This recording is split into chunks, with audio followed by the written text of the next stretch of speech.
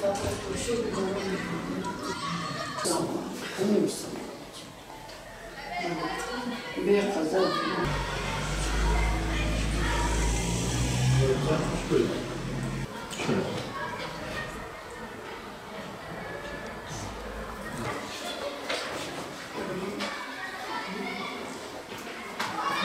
Allah hayırlı Ramazanlar diliyoruz. Allah size bir TL hediye çekinizdir. Tamam. Bismillahirrahmanirrahim.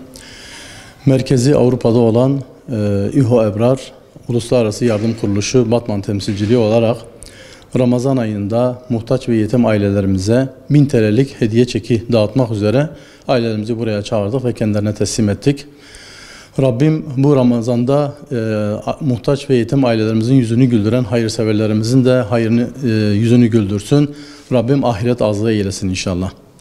Ramazan'da ve yılın 12 ayında yapmış olduğumuz yardımlarla hayırseverlerimize buradan bir çağrıda da bulunmak istiyoruz.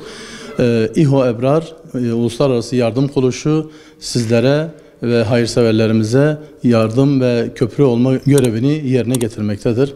Rabbim hayrınıza kabul etsin.